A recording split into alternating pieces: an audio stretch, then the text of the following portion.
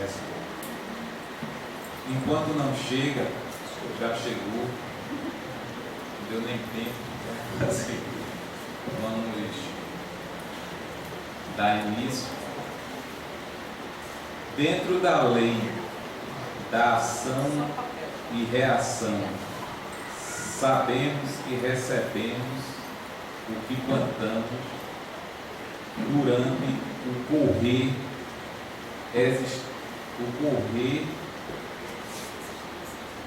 durante a vossa existência terrena. Assim pergunto: onde estão os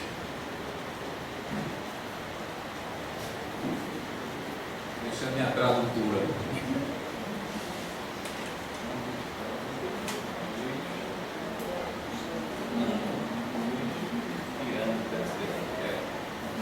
Eu acho que são os que... exatamente. Onde estão os tiranos dos povos como Hitler, Mussolini ou Stalin. Pergunta interessante. Em verdade, na própria lei que o Cristo veio nos ensinar, ele disse que a cada um segundo as suas obras. Colhemos o que plantamos, isso é uma lei. Preciso compreender que não necessariamente nós vamos nos apegar ao pé da letra. Se eu fiz isso, eu vou pagar desta mesma forma, nem sempre. Porque a lei, ela é de correção, não é de punição. Num dos livros de Francisco Xavier, um espírito, ele deu uma comunicação que ele havia perdido um dedo na existência. Isso incomodava muito, porque ele havia perdido esse dedo num acidente.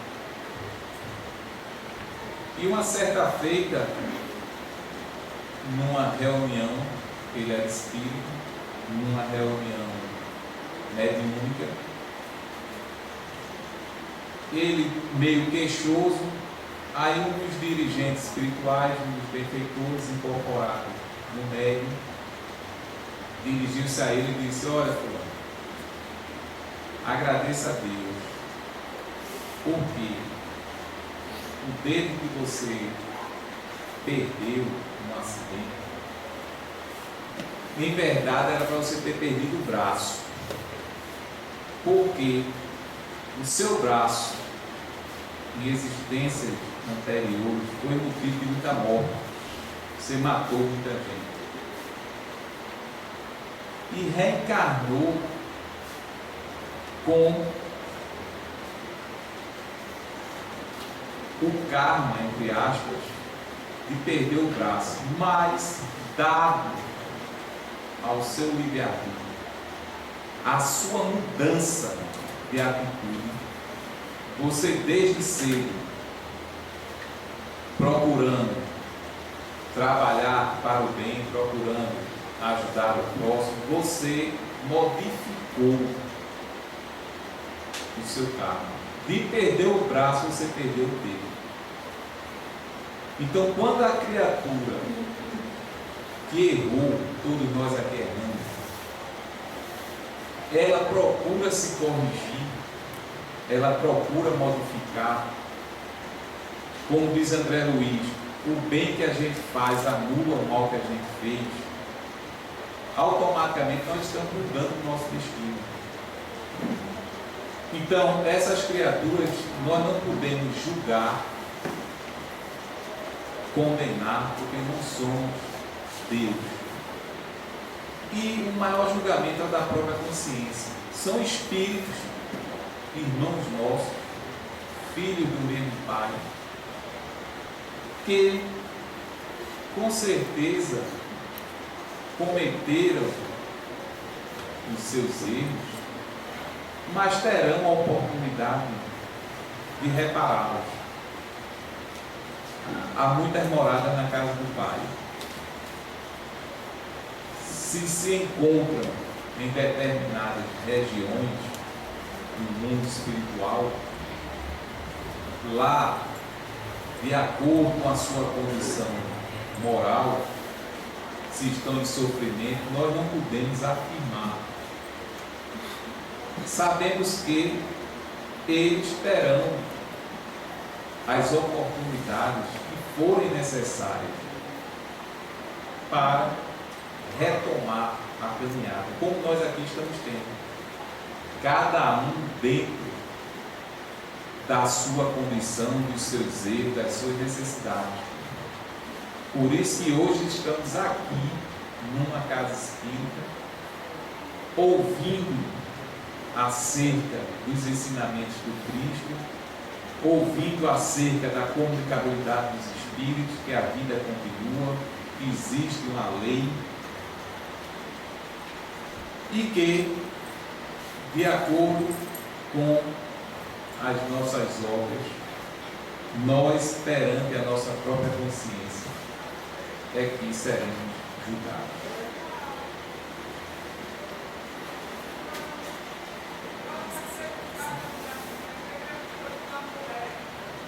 Qual a condição necessária para que sejamos voluntários na creche Manuel Quintana?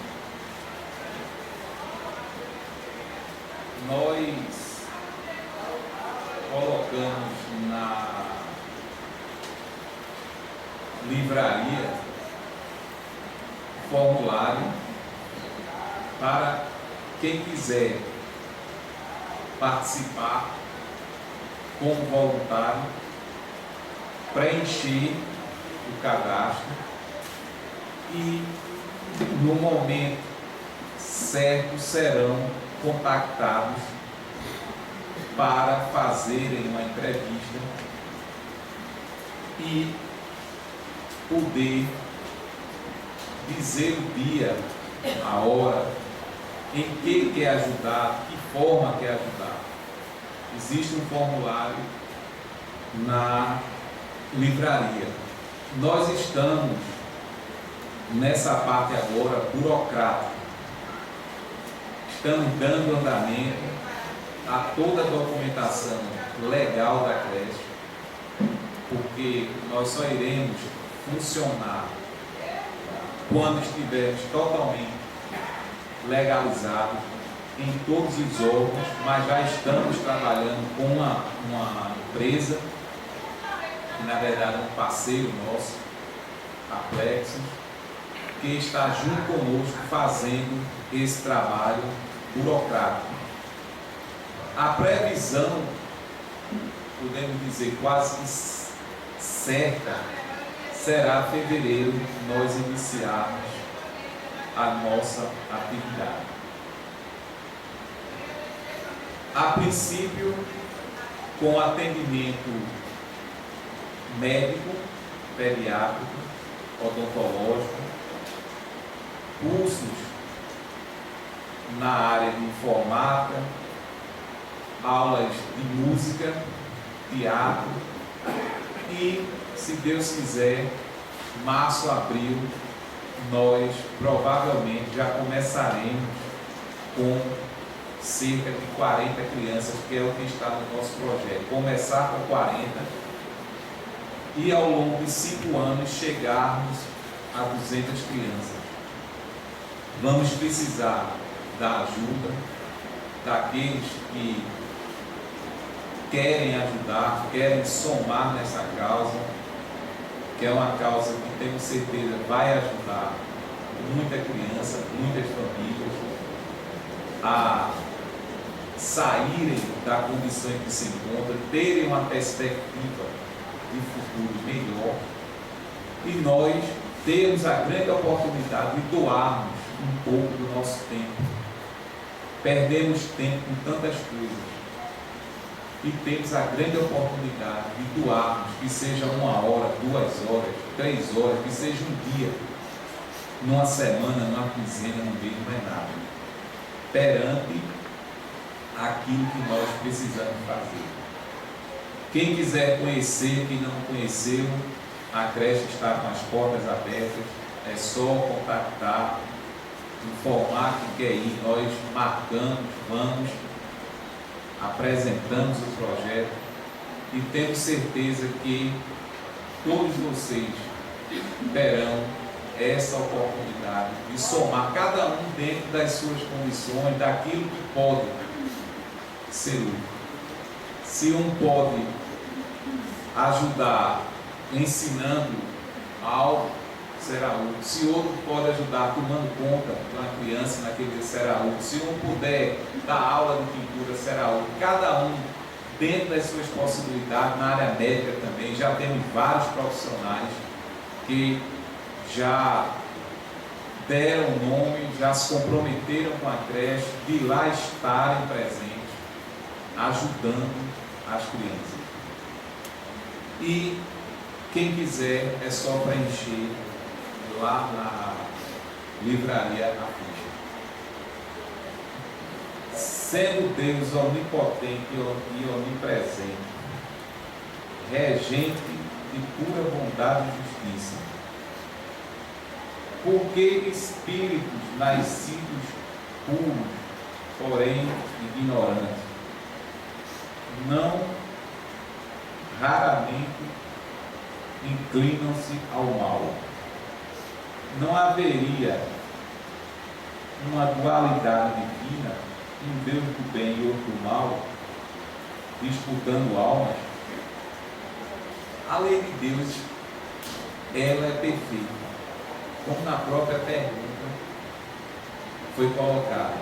Só que quando Deus nos criou, segundo o livro dos Espíritos, nos criou simples e ignorantes, mas nos deu um livre arbítrio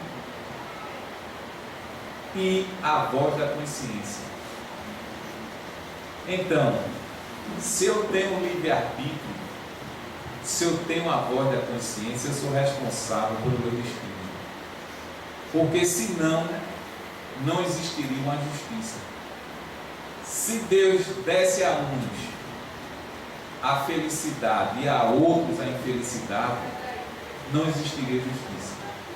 Mas dá o mesmo ponto de partida a todos.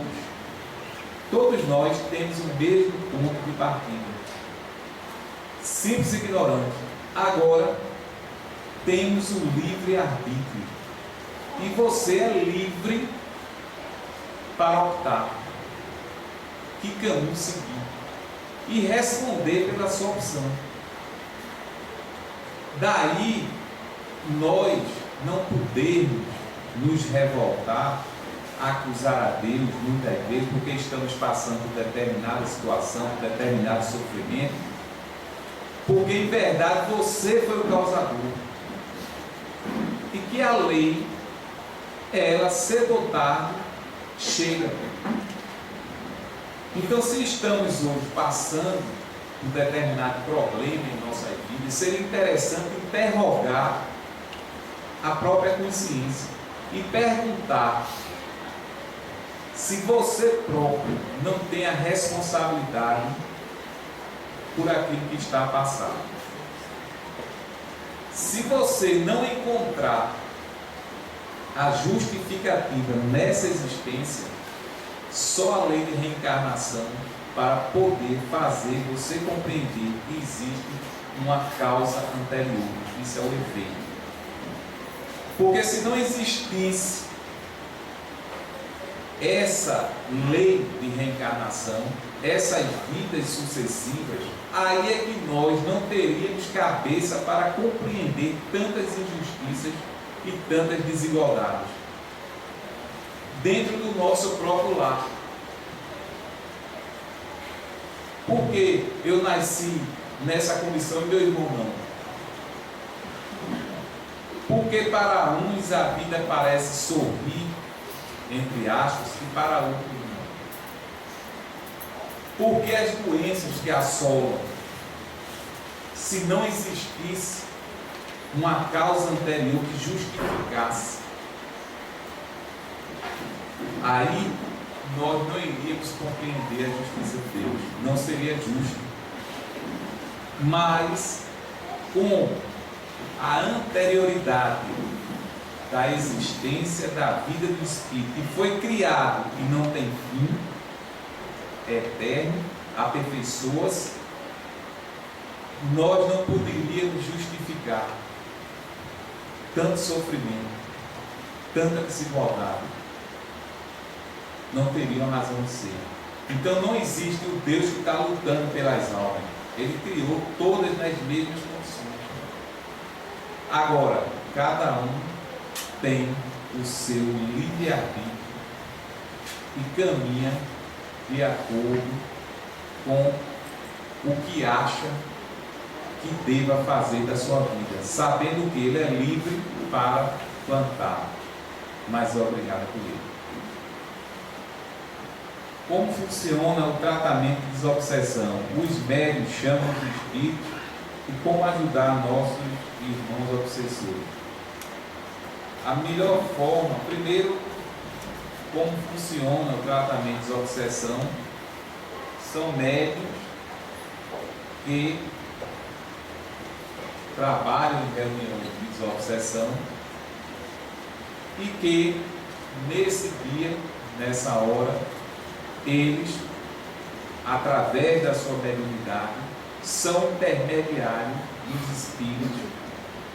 dos espíritos sofredores, daqueles espíritos que estão a perseguir, daí o nome obsessão, que é a ideia fixa. E nessas reuniões nós procuramos esclarecer a esses espíritos que são irmãos nossos que deixaram o corpo físico. Não estamos aqui para expulsar o espírito obsessor, não, esclarecer. Os dirigentes espirituais, os guias espirituais de todos nós, de acordo com o espírito que está acompanhando, eles trazem esses espíritos para serem atendidos na casa espírita. Eles preparam o ambiente, tudo organizado, tudo com disciplina. Não existe aqui o acaso e improvisação. Todo o trabalho mediúnico, ele é dirigido por uma equipe espiritual que tem a responsabilidade, que tem o conhecimento, que tem o amor e que estão prontos a ajudar. Os espíritos são trazidos e aqueles que oferecem já a condição de entrar em contato para serem esclarecidos, estes, através dos médios, vêm e dão a sua comunicação, falam, muitas vezes acusam, criticam, julgam, agridem aquele que está sendo tratado, mas geralmente esses espíritos eles conviveram conosco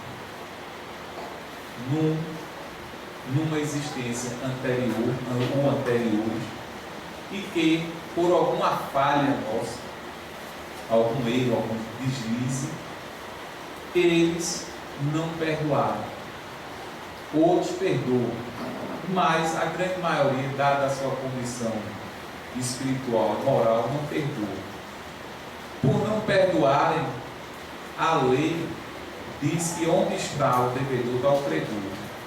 Então esses espíritos começam a nos perseguir de uma forma tenaz.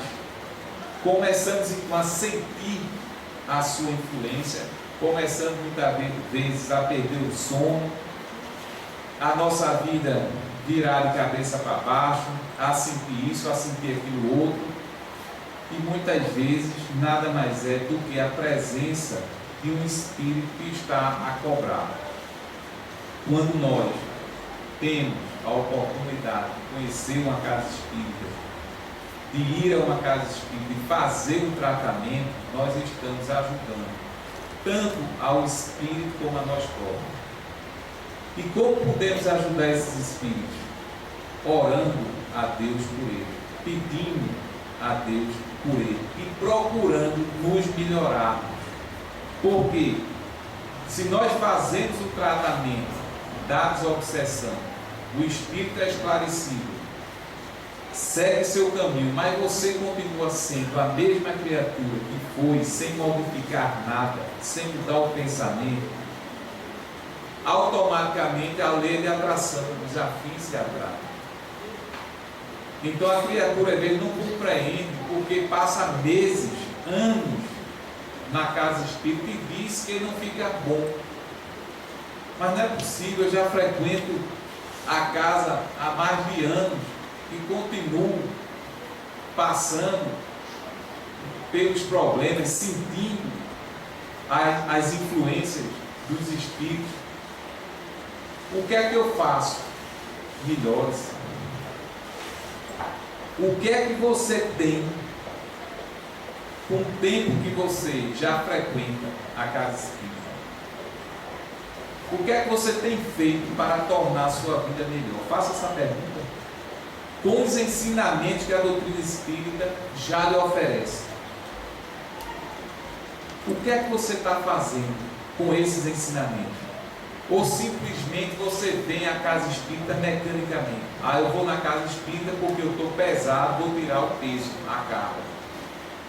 Eu estou com o espírito que está me acompanhando, eu vou lá para que o espírito possa me deixar. Mas você não modifica em nada a sua conduta, a sua postura.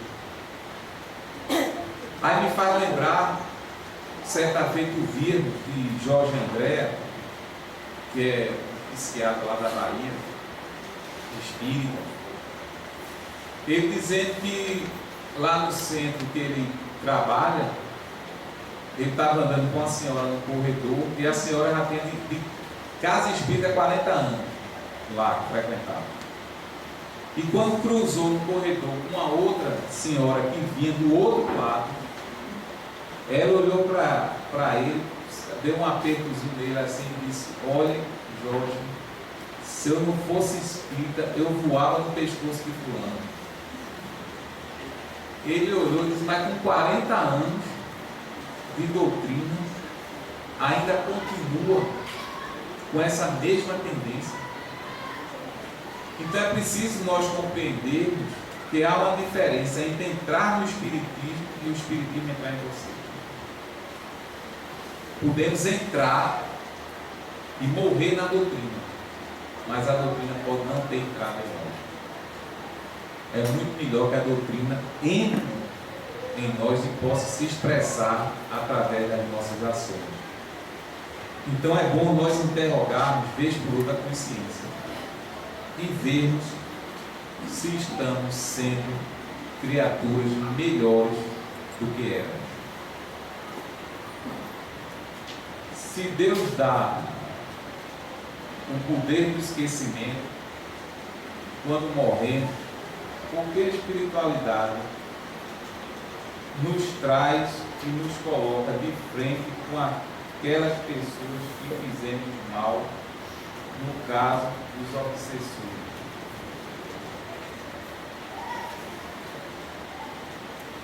A verdade é que quando nós estamos fazendo um tratamento de desobsessão numa casa espírita, que é aquele que se apresenta como perseguidor, como obsessor, que está ali a dizer muitas vezes o que nós fizemos para com ele ou com sua família, isso de certa forma não deixa de ser para nós um aprendizado, se bem soubermos compreender.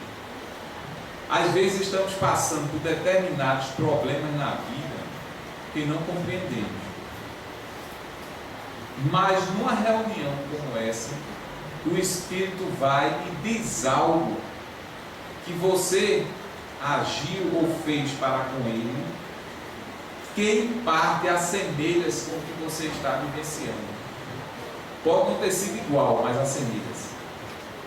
Já vi casos, já disse aqui, de uma mulher que sentou na mesa, nunca vi, nem o médico tinha visto.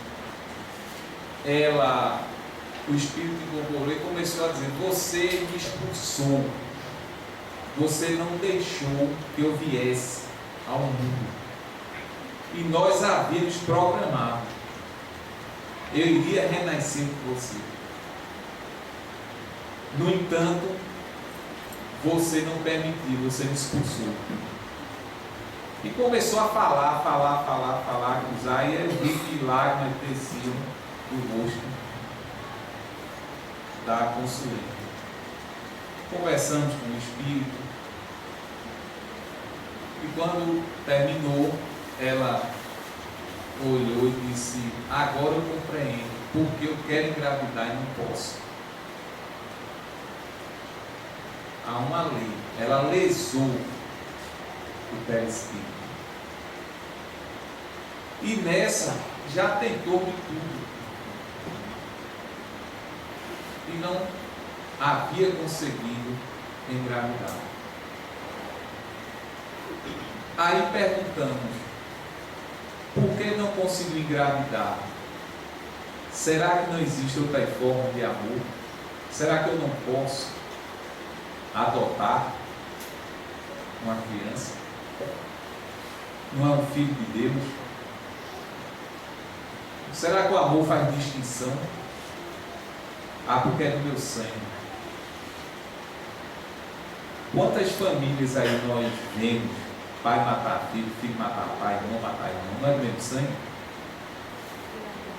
E quantos exemplos nós temos de criaturas que adotaram com o coração, com amor? Conhecemos pessoas que, quando foram adotar, adotaram crianças problemáticas, que não se locomoviam, que tinham retardo, mas o amor foi tão grande que a criança recuperou-se, e nas condições que se encontrava, ela com certeza não iria desenvolver-se, mas aquela que viu, ela não estava vendo ali o problema, porque o amor, ele não faz nenhuma avaliação, nenhum diagnóstico, se vai lhe pesar ou se não vai. O amor simplesmente ama. E ela foi e pegou aquela criança, adotou, levou para cá, já tinha filhos, e hoje a criança está aí, andando, estudando. Então, nessas reuniões, muitas vezes, determinados problemas que nós estamos vivenciando, ali, se tivermos ouvido de ouvir, nós vamos ter grandes respostas. Não é que Deus, quando deu o esquecimento, deu com a finalidade, porque senão nós não teríamos condição de conviver. Não teríamos, principalmente na nossa família. Imagine se eu sei que aquele que eu recebi como filho foi meu algoz ou fui eu o algoz dele. Se aquela minha esposa ou meu marido foi quem me traiu, foi quem fez e aconteceu, como é que eu ia ter essas condições de conviver? Primeiro que eu não ia nem me aproximar. Se eu soubesse, eu não iria. Mas aí vem o esquecimento. E no esquecimento é onde entra exatamente a maior lei, que é a lei do amor e do perdão. Porque eu estou muitas vezes colocando em meus braços aquele que foi causa do meu sofrimento, ou eu causei o sofrimento, e ali com o esquecimento eu começo a dar amor, começo a modificar o sentimento que eu tinha para com ele ou para com ela. O que não quer dizer que toda família só existe inimigos. Não suportaríamos também. Existem os afins e existem os desafetos. Mas é aí onde está a nossa maior missão aqui na Terra, é dentro do próprio lar. Ah, eu quero salvar o mundo. Não. Salve a sua família, os mais próximos, para daí você poder salvar o mais distante. Saiba conviver, saiba perdoar, saiba ser tolerante, paciente, indulgente. Porque é nesse relacionamento, é nessa oficina de trabalho que Deus nos colocou, nos situou, para que possamos ali aprender verdadeiramente a amar, a perdoar, a expandir os nossos sentimentos. Como podemos saber se as comunicações recebidas têm importância para ser seguida como verdade?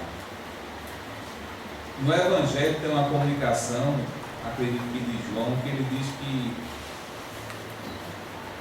nem tudo que vem dos Espíritos nós podemos receber, mas que for bom reter. Então, tudo que nós recebemos a título de comunicação, de mensagem, seja psicografada ou através da psicofonia, seja o que for, independente do nome que está assinado, que pode ter o nome que tiver, temos que ver o conteúdo. O Espírito pode dizer o que disser, assinar embaixo.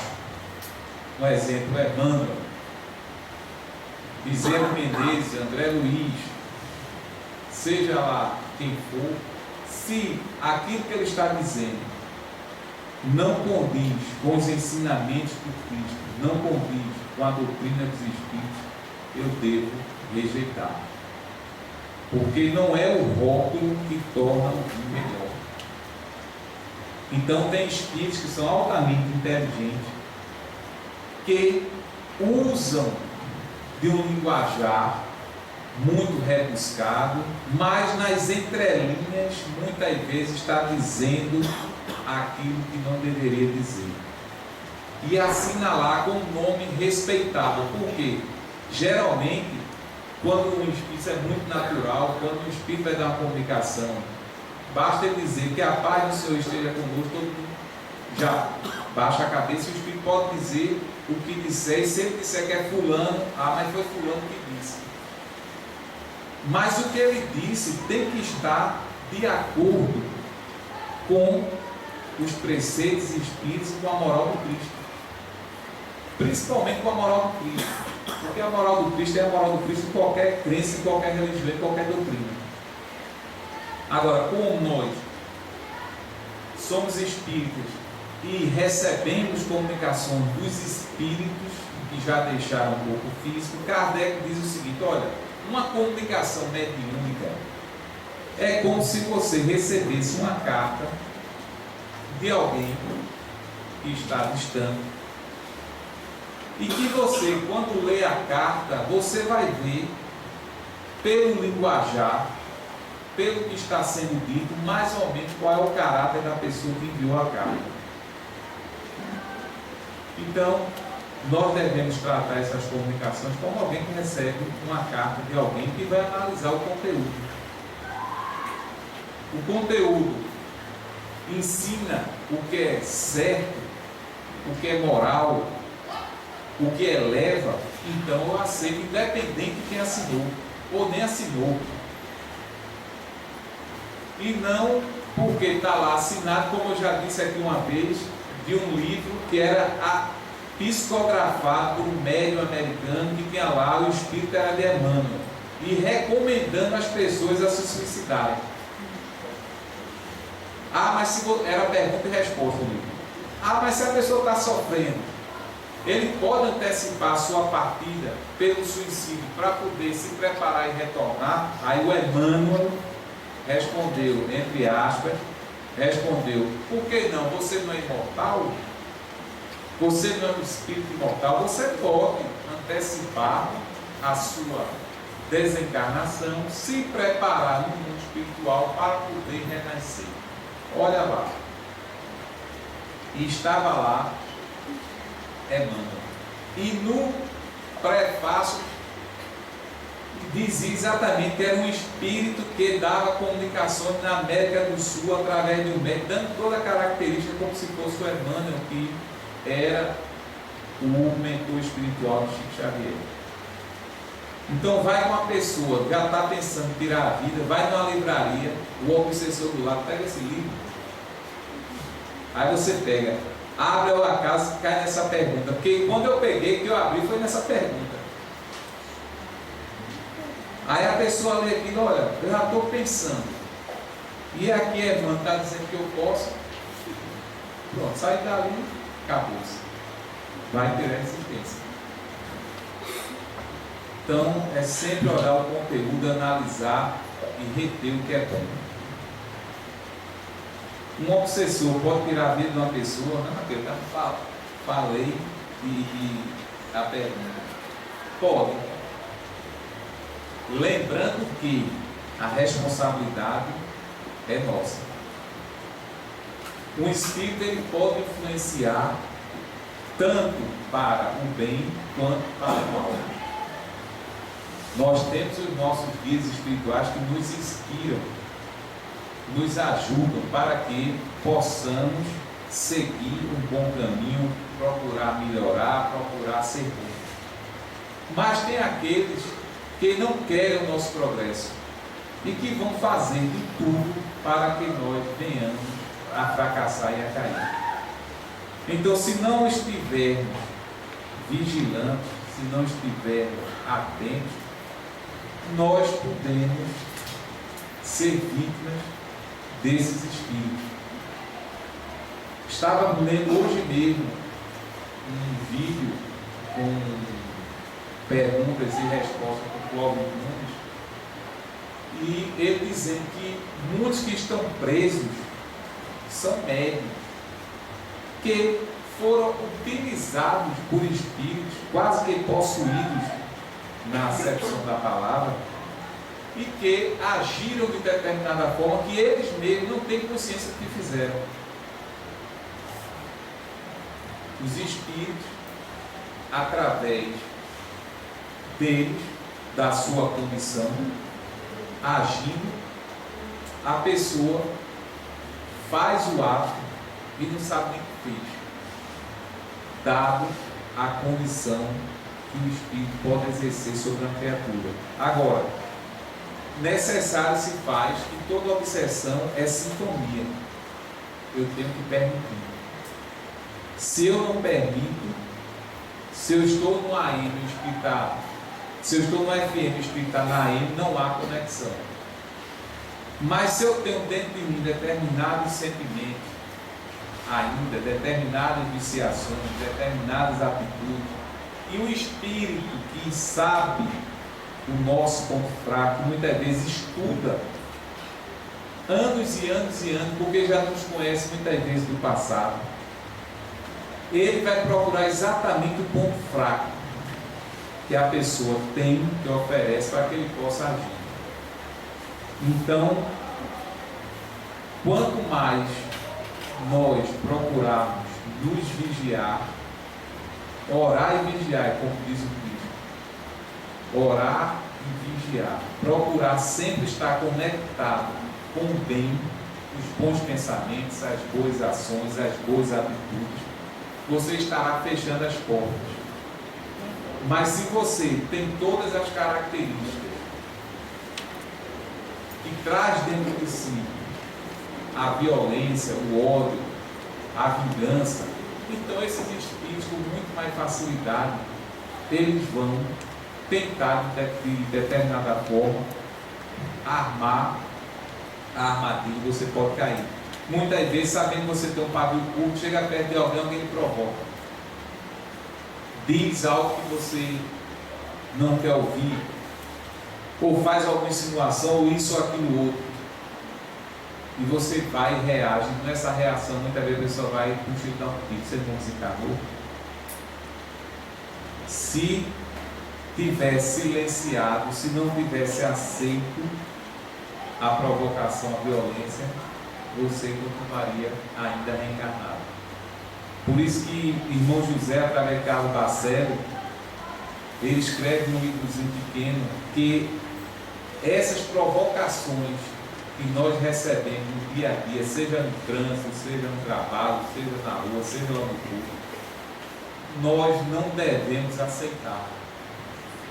Porque muitas vezes é nessas brechas que nós damos que nós estamos correndo risco de vida. Numa doutrinação de um espírito rebelde, é respeitado o livre-arbítrio do mesmo. Toda doutrinação, todo esclarecimento que se faz a um espírito, lógico que nós temos que respeitar. Nós não podemos impor a força que o espírito muda do dia para a noite. Ele não muda do dia para a noite, como nós também não mudamos. O que é o espírito? É qualquer um de nós que deixou o corpo físico, mas continua mesmo. Então, esses que são rebeldes, eles são trazidos várias e várias vezes. Não é numa vez. Se fosse assim, minha gente, era um milagre. Imagine um espírito secular que vem numa peleja com você, chegar numa reunião de obsessão em 5 minutos, 7 minutos, chegar ali, ser esclarecido, ter perdoado e seguir o seu caminho. Era um milagre. O fruto só amadurece no momento certo. Ele é trazido quantas vezes forem necessárias, para que possa, aos poucos, ir compreendendo aquilo que está sendo dito. Participa de reuniões como essas. Não pense os senhores e as senhoras que aqui só temos nós os encarnados. A multidão desencarnada é muito maior, que está aqui ouvindo também, participando do mesmo jeito.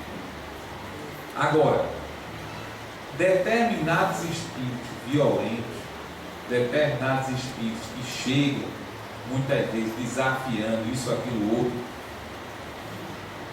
os dirigentes espirituais têm a forma de contê-los.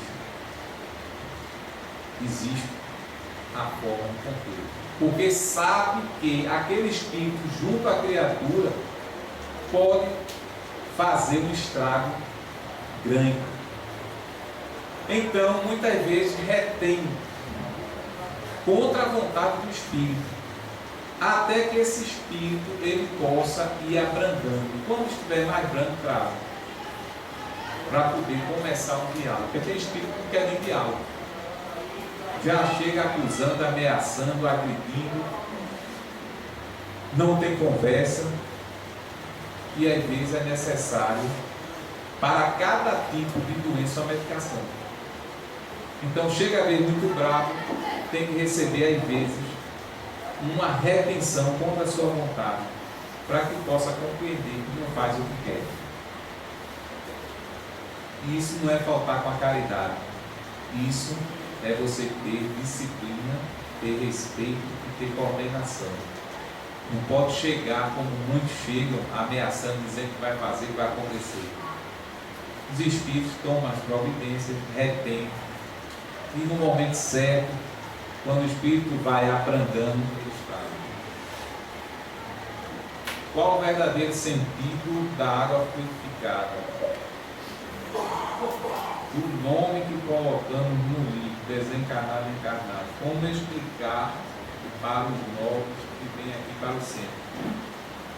Água purificada, geralmente, ela, na purificação que é feita pelos espíritos,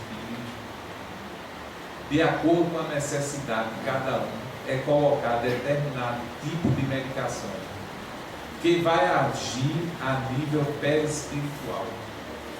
Do mesmo jeito que nós tomamos a medicação para o corpo físico, cuidar do corpo físico, a água purificada é uma medicação para o perispírito.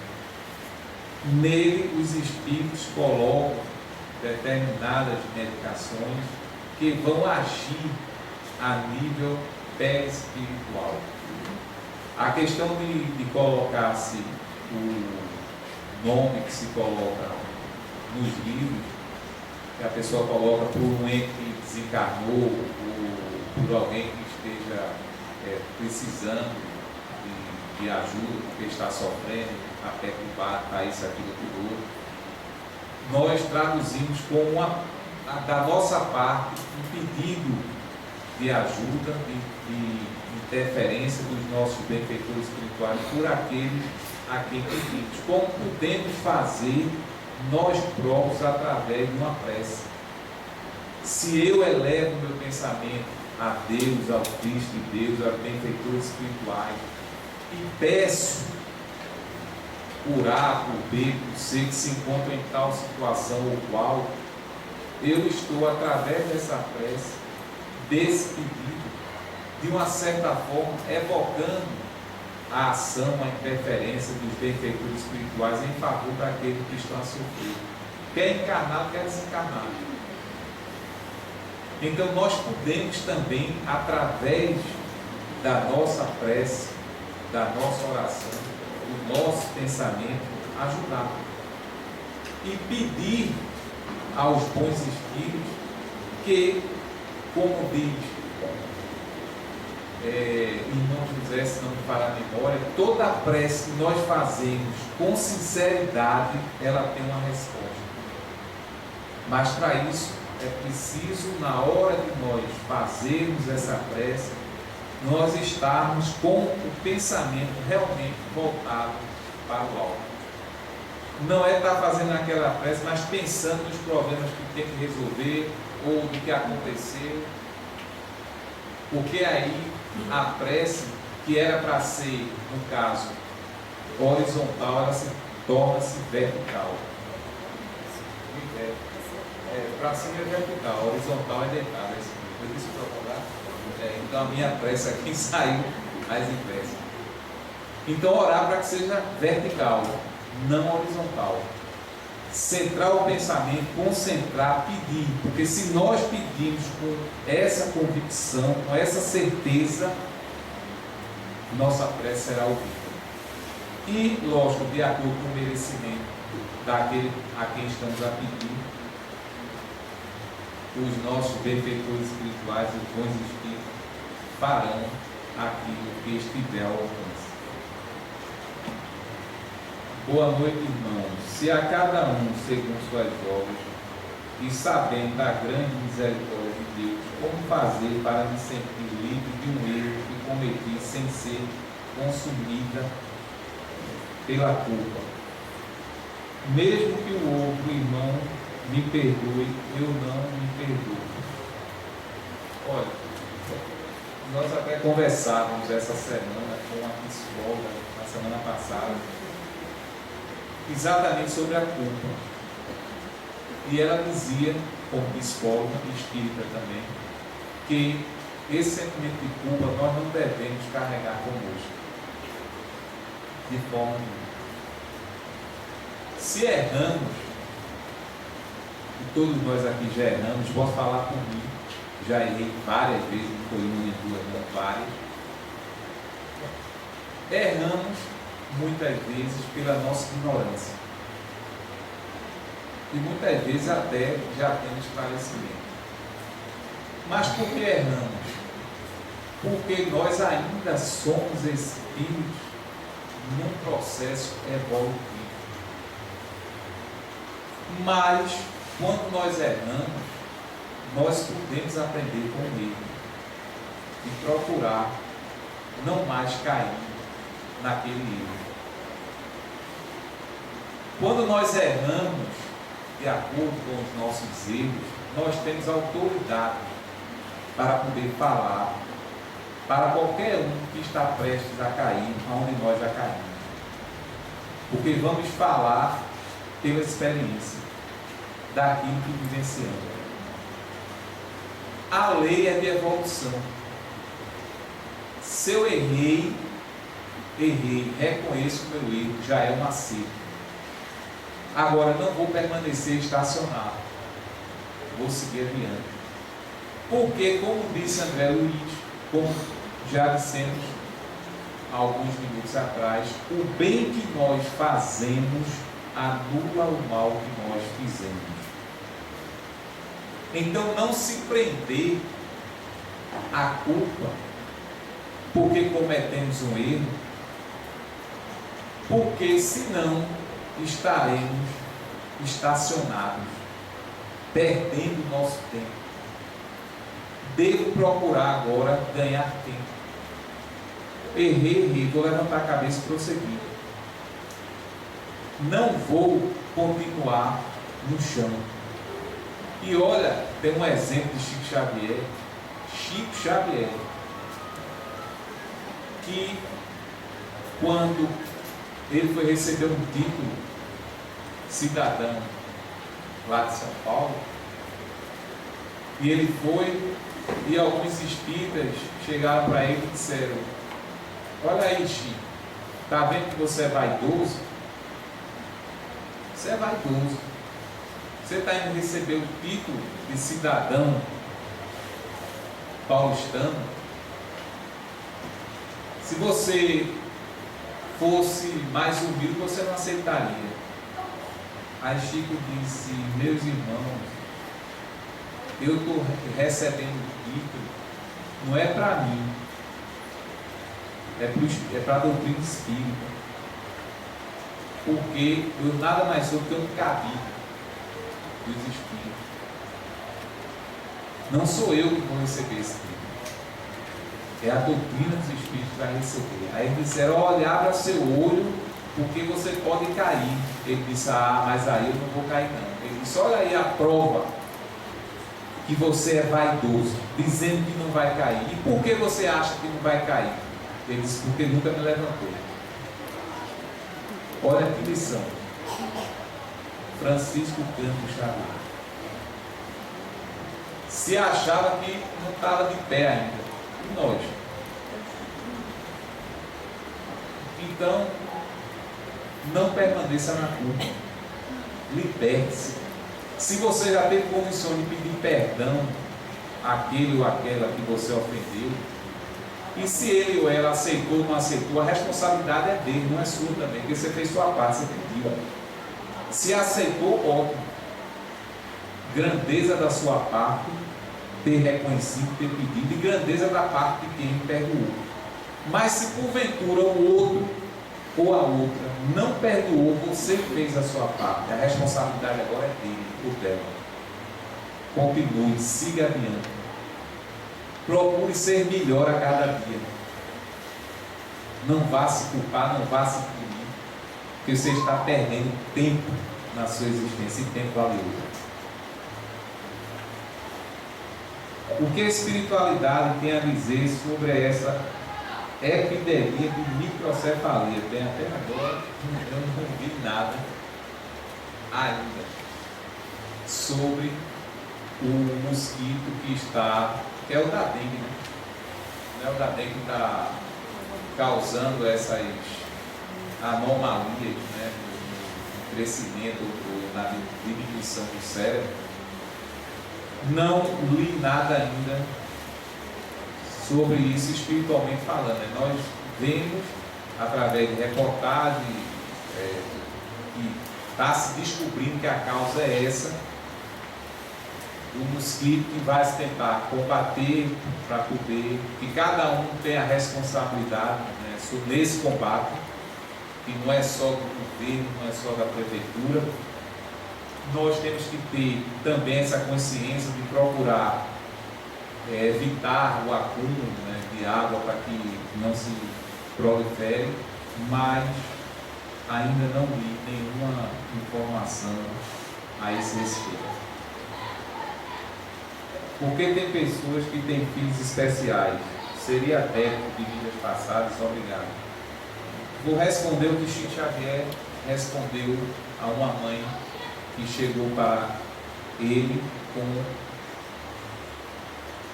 uma criança excepcional, e ele disse: minha irmã, esses filhos excepcionais só são confiados às grandes almas, Só as grandes almas têm condições de receber filhos nessa condição, porque tem amor para dar.